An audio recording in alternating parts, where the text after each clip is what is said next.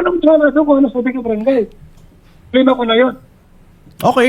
Sa barangay tayo o wala, sir, ang sinasabi niya ngayon is immediately, tanggalin niyo po yung mga vlog niya. Hindi po kailangan ng barangay para dun, sir.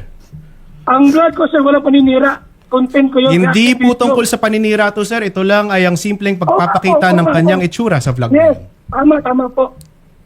Ngayon, sir, pwede yun yung thumbnail, ibahin ko. Hindi, sir. Kasi andun pa rin siya. Pag pinanood ko yung video, makikita ko pa rin si Viency na ayaw niya nang Wala siya ipakita. doon. Wala siya doon. Reaction video yun. Ano yun, sir? Lumang video, sir. Lumang video.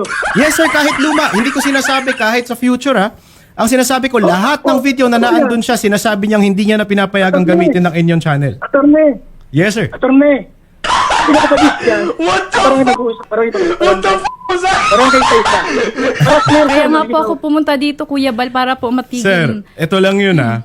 Wala kayong Wala kontrata regarding sa use of image and likeness ni Ma'am Viency. Mas mataas po ito. Kaya po, hindi Sir. po Opo. kailangan ng barangay din to settle Hindi, between us. Siguro to formalize our agreement, I agree. Sige, punta tayong barangay to formalize it para may Okay, witness. okay. Impartial witness. Pero ang... Sir, Yes, sir. excuse sir. Umingi siya ng pabor sa amin. Yes, sir. Alisin yung mga content namin. Hindi pabor, sir. Yung karapatan niya po yun, na ipatanggal po yun. Okay, karapatan niya.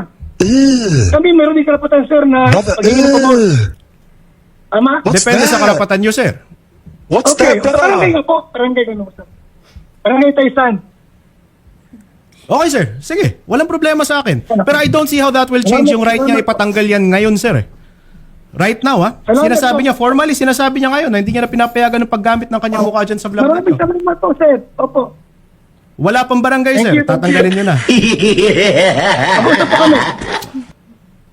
Okay, sir. Ang sinasabi ko lang, labag na yung ginagawa ninyo dahil ngayon formally dinedemanda niya na tanggalin at tumigil sa paggamit ng kanyang itsura.